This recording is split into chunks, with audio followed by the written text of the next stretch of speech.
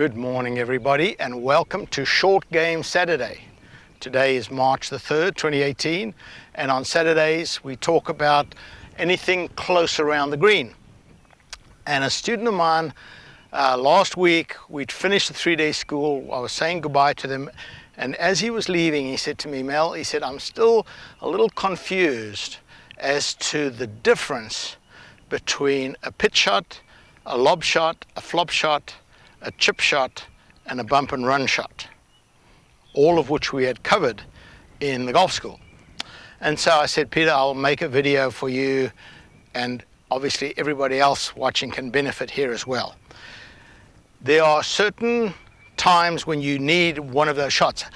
Hopefully you can play all of them, because you want to have options. I have a shot here and I'm playing to that flag over there, I have options of what I can do and what I feel more comfortable with. Obviously I'm going to choose the shot that I'm the most comfortable with, but I want to have the other shots in case my lie is not exactly what I want, or that my lie is perfect and I can opt for another shot. So let me first explain the pitch shot. So the pitch shot is setting your weight on the front, slightly open stance, and then cocking your wrist as you go back. And I normally will go back to either a 7 o'clock, 8 o'clock, 9 o'clock or 10 o'clock position and then swing through. Those 4 positions help me hit the ball specific distances. For me, 7 o'clock is 30, 8 o'clock is 40, 9 o'clock is 50, 10 o'clock is 60. So on this shot here, a 7 o'clock would actually fly the ball a little bit beyond the flag. So that's not an option for me, is a pitch shot. But for some golfers who maybe their 7 o'clock shot only goes 20 yards, then this might still be an option of a pitch shot. The second one is a lob shot.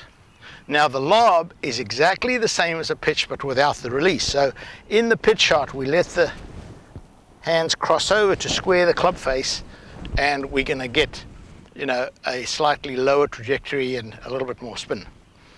On the lob shot, we don't. So once we go back and set this wrist angle on the trail arm, then from here it's all body rotation. I don't want to flip it with my hands.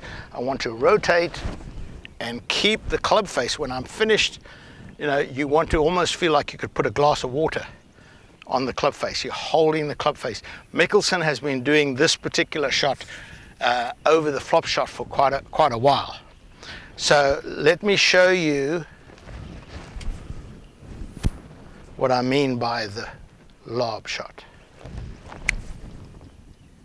So I landed the ball on the green, but because it's got some height and some spin, it stopped at the right distance.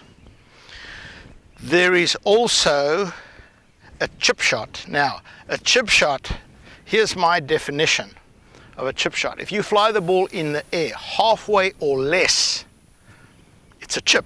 So this ball over here, if I land this ball just on the green, if I take my pitching wedge and I hit a regular chip shot,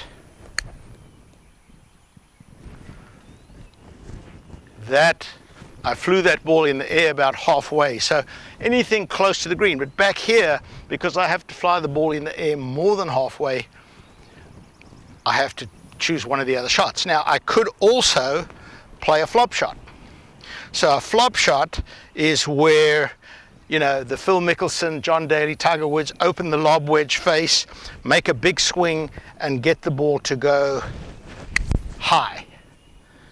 That ball's going to stop fairly quickly.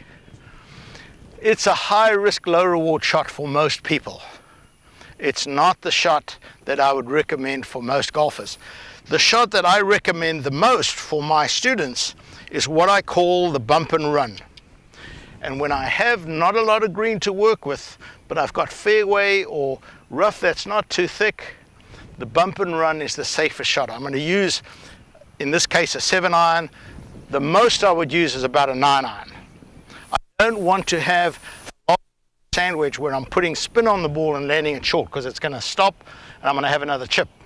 So this is a shot you can practice, but I'll take a 7-iron and I'll do my regular chipping motion, and I'll just trundle it onto the green. For most golfers, that's a very, very safe shot. It's not a shot you're going to screw up too often. So those are the differences between, for the 5 shots that you play around the green. Go out and practice all of them. The more options you have, the better your short game is going to be.